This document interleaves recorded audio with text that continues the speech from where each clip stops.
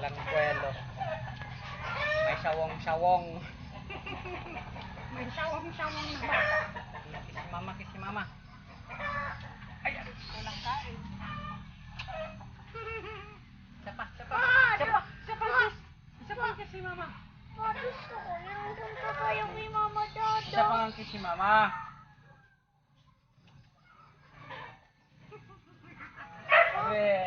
Gusto ko yung kapit natin si Mama. Punta tayo kay Mama Dada.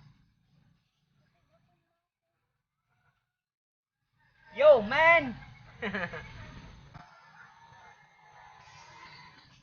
Kung kaya, teka. Ang bigat. Ready? 1, 2, 3.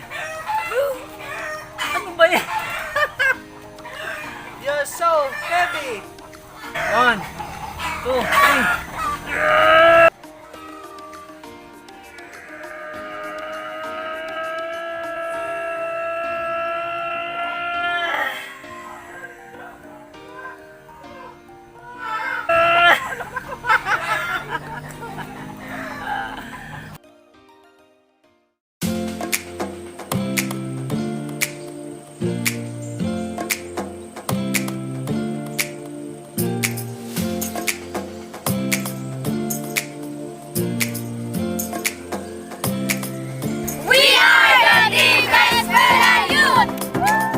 Tara, let's and be one of us.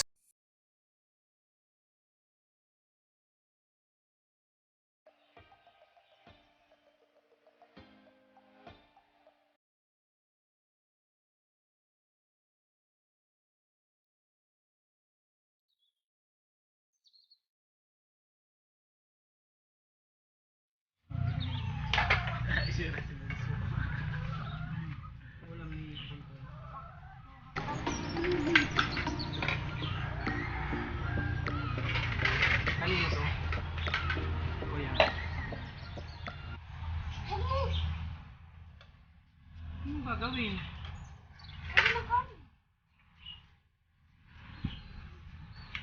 Let's pray. Magpe-pray na muna. Dito na. Kuya. Let's pray na, kuya. Dear God, Father, in the name of food. Hindi ko. Bye-bye sa bulsa tayong beach tayo. Bye-bye. Pasok mo na lang yung upuan ko. O, dito ko na lang sa kuya dito sa atin.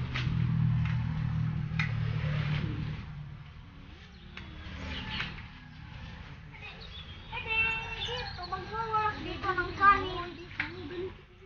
Magwawarak dito ng kanin. Hindi mabangit na lugo.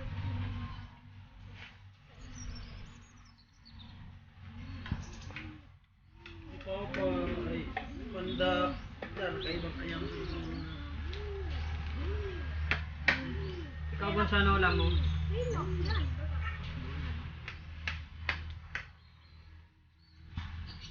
Wait! Tingnan mo sa! Doon!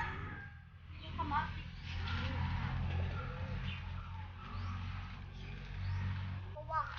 Kasi yan yung egg ng kawa. Yan yung egg ng ganso. Oh, kain na. Pero nabasag yun ganso. Kaya ganyan. Kain na, bunso. Nandyan na yung pagkain mo. Ate, huwag mo itong lagyan. Kuya, kumakain na.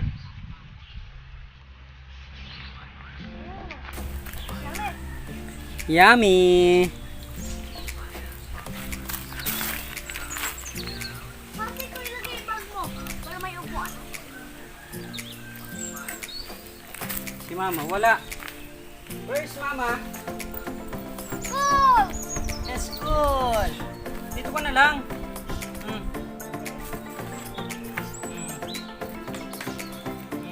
Dito ka. Huwag ka nang gagamit ng upuan. Ganyan talaga pag-camping. Doon ka, huwag ka tatalikod. Ganun talaga. May usok para walang lamok. Kaya may usok. Pag nagkakamping, dapat may usok. Like ka na.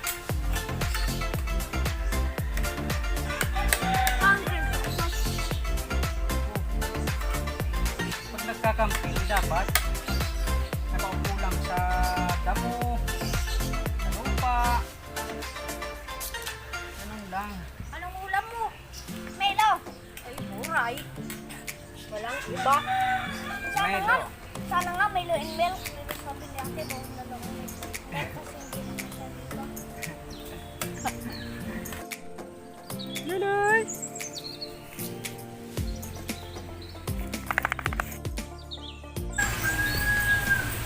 Uli ito, makataas ang pao ka nun. Wala mo na kung upuan. Ano? Kaya din yan. Yung tisa, yung babae yan.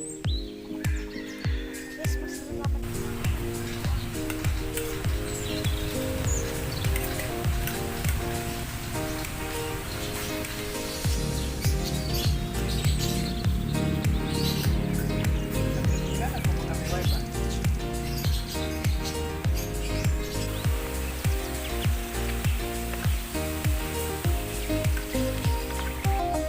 Ubus natin yung kanin, oh.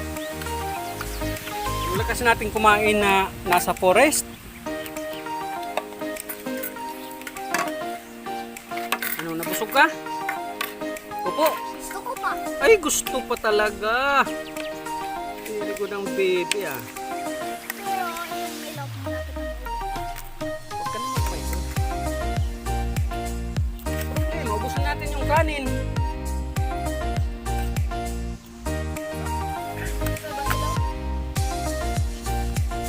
Ubus yung saing ni Ate Bunso, oh.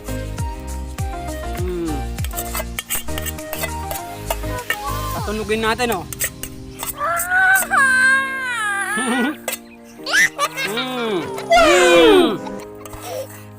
Taob yung sinaing namin ngayon, ah.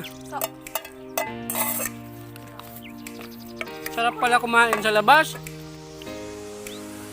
Sarap magcamping. Taob yung kanin.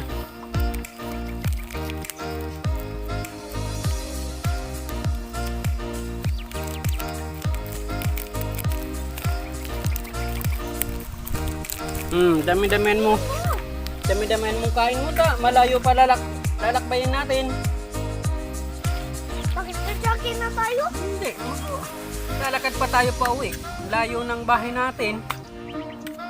Sabi ko, Dito ka na lang ang bubukuhan. sabi ko, wait ka naman sa class. Nag-usabi, tapos sabi ko,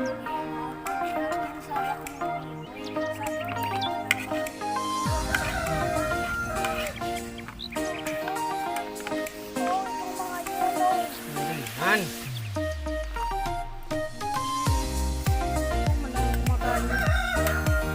Dali mo na. Dito lang naman yung sa gilid, oh. Ah. Ay! Ay, sabi mo kasi gusto mo pa kaya nilagyan ko na to ng Milo. Oh. Oh. Sana di ko na nilagyan ng Milo. Ito nilagyan ko na to ng Milo din, ha? Pusin mo. Ito, wala kang pasalubong kay mama. Pagdating ni mama, wala kang pasalubong.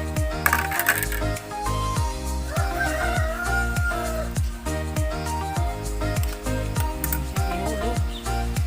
Matutulog pa tayo dito mamayang gabi. Tawagin mo na si Dudoy, babantayan tayo mamayang gabi dito.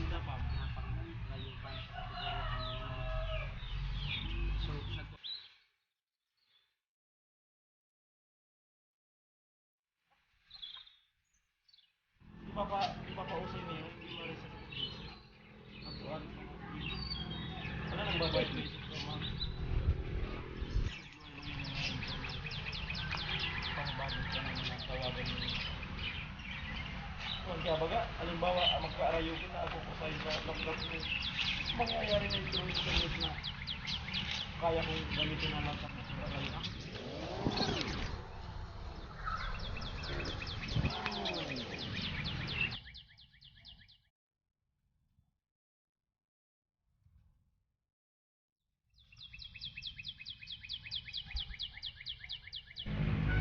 It's almost sunset mga ka-eskwela. Dito pa rin tayo sa ating ginawang campsite.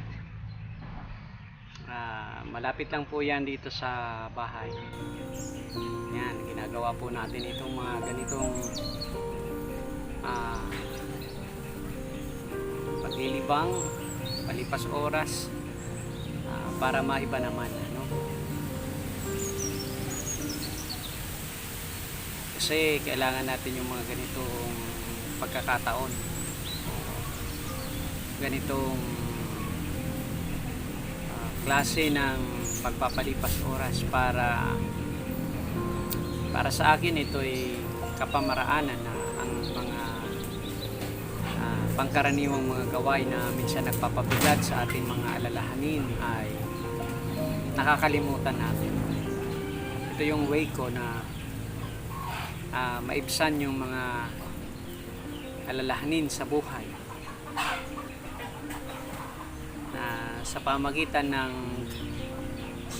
pananatili sa kalikasan.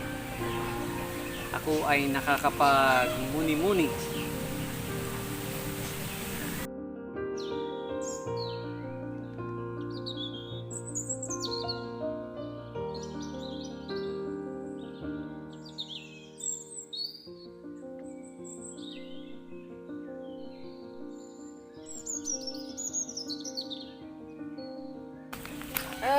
Nako, nandito na naman ang aking ka-vlog.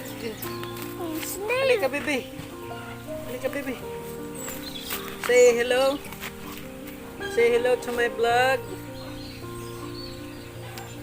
Say hello. Come on, mama. Dumating na si mama. Dumating na si mama there. Dito kami Come kain. on, mama there.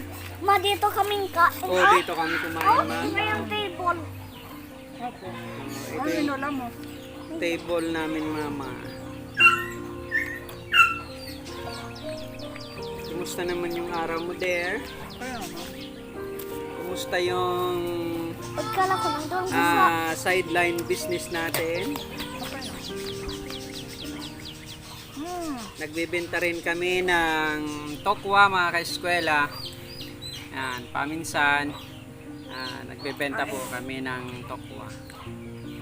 Yung aming kaibigan sa Naga City, si Tom, ay dinadalhan kami ng tokwa at yun ay binibenta din po namin. Kailangan natin yung mga ganitong diskarte sa buhay. Alam nyo naman, mga ka-eskwela, na kahit kami pareho ay nagtuturo sa pampublikong paaralan, ay marami pa rin ang pangailangan natin, ano? Maraming needs, hindi na wants, ano? Needs na minsan hindi pa sumasapat, ano? Sa hirap ng panahon ngayon, syempre kailangan din natin na nakakapag-share tayo sa iba, sa ating pamilya, sa ating kapwa, ano? Kasama yan sa mga pagsisikap natin na team ka-eskwela. Hindi lang yung pansarili natin yung iniisip o para lang sa pamilya, kundi kailangan yung para sa iba ay meron tayong naipapahagi. Sabi nga sa Bible, it is better to give than to receive. Yan. Kasi syempre ang unang nabiblessed ay tayo kapag tayo ay nakakapag-share. Mas una tayo nabiblessed kaysa doon sa tumatanggap. Tama there? What can you say to our ka-eskwela na masasabi mo sa kanila? Hello there, guys. Hindi marunong magsalita. Mahiyain. Cut daw, cut.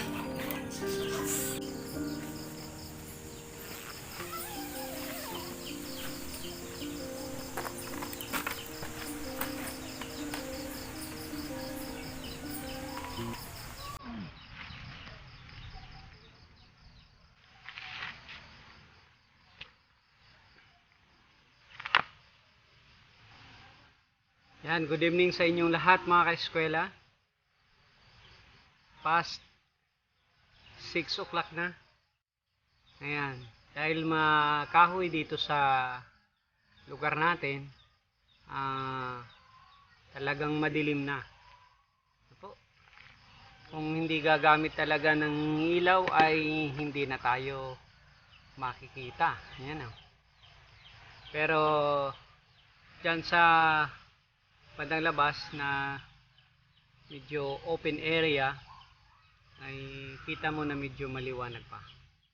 It's sunset. Pero dito sa area ko ay madilim na. Solo camp muna tayo mga ka-eskwela. Ito po si Sir Ace sa ating bagong adventure.